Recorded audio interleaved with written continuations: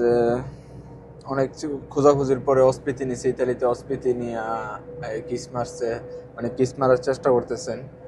আসলে ইতালিতে আমি আমার সাজেস্ট যেটা, এটা যারা প্রথমত যাদের নিজস্ব বাপ ভাই বা নিজস্ব কুলুস কোনো আত্মীয় না থাকে, বা আত্মীয়র কোনো ব্যবসা বাণিজ্য না, আত্মীয় থাকলেও না, আত্মীয়র যদি কোনো ব্যবসা বাণিজ্য থাকে তাহলে ভিন্ন হিসাব। যদি আত্মীয়র ব্যবসা বাণিজ্য না থাকে তাহলে আপনার সবচেয়ে বেশি ভালো আপনারা যদি ক্যাম্পের মাধ্যমে আশ্রয় আবেদন করেন, ইতালিতে সবচেয়ে বেটার।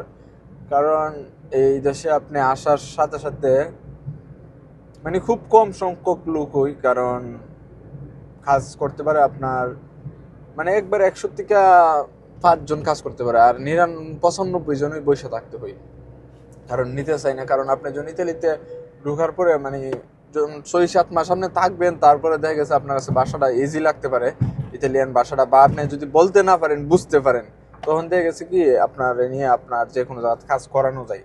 যে আপনি হয়তো বলতে পারতেছেন না সমস্যাটা কি, কিন্তু আপনি বুঝতেছেন যে এই সমস্যা ওই সমস্যা, যে কোনো কাজটা বুঝতেছেন, বা কথা না বলতে পারলেও সমস্যা নেই যদি বুঝেন।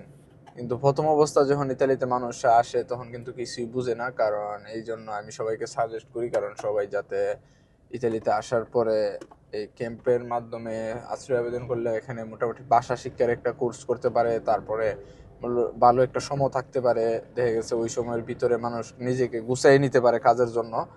আর ইতালি হচ্ছে মানে একটা, আপনি যদি ভাষা জানেন এবং আপনি যদি কাজ না জানলেও চলে, ভাষা জানলে আপনি কিন্তু কাজ করতে পারবেন, এটা কোনো ব্যাপার না। আপনার অ্যাভেলেবেল, ইতালিতে অ্যাভেলেবেল কাজ আছে, তবে নতুন লোকের জন্য কিচ্ছুই নেই।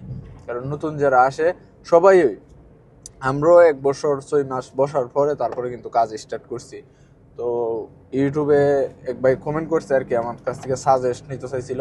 তো আমি এই সাজেস্টই দেবো যে আপনার যদি ইতালিতে লোক থাকে তাহলে আপনি ইয়া করেন, আপনার নিজস্ব লোকের কোনো ব্যবসা বাণিজ্য, অনেকের ব্যবসা বাণিজ্য আছে, লোক লাগে, তো নিজের কাছে থাকলেও ক্যাম্পে যাওয়ার দরকার নাই। কিন্তু যাদের লুক আছে তারপরে মানে লুক করে অন্য জায়গার কাজ, কিন্তু ওনার জন্য আরো এটা বড় ধরনের। কারণ অনেকেই যারা কাম কাজ করে দেখা গেছে যদি ওনার সাইডের লোক সবসময় লাগে না, যদি কোনো এক সময় লাগে তখন আপনারা বলাইবে, কিন্তু এর আগে তো আর আপনার কাজে লাগাই দেওয়া সম্ভব না।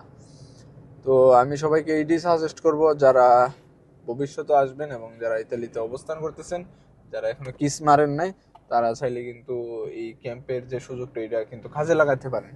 কারণ আপনি ক্যাম্পে পুরা সবসময় না থাকলেন, পরবর্তীতে কিন্তু চাইলে আপনি ক্যাম্প থেকে বের হয়ে যেতে পারবেন। ক্যাম্প থেকে বের হয়ে যে কোনো অন্য কোনো এক সেক্টরে বাসা বাড়ি তুইটা যেতে। তবে 6 মাস ইতালিতে যখন প্রথম ঢুকেন তখন ইতালির ভাবমূর্তি বোঝার জন্য আপনাকে এই ইয়াতে অবস্থান করে ভালো, ক্যাম্পে অবস্থান করা ভালো। কিছু ভাষা শিখতে পারবেন, ইতালির অবস্থান বুঝতে পারবেন, ইতালি সম্পর্কে জানতে পারবেন, সবকিছু সব দিক দিয়ে ভালো।